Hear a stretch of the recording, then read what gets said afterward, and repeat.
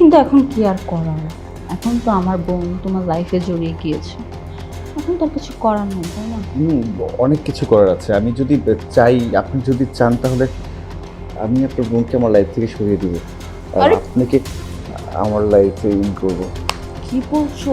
আমার বোন হচ্ছে ছোট মানুষ, ওকে যদি তুমি লাইফ থেকে সরিয়ে দাও, ও দেখবা রাগের বসে কিছু একটা করে ফেলবে।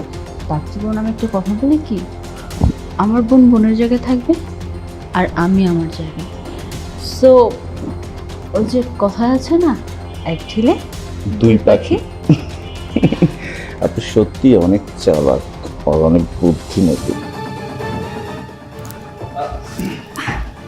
এই যে তোমাদের চা।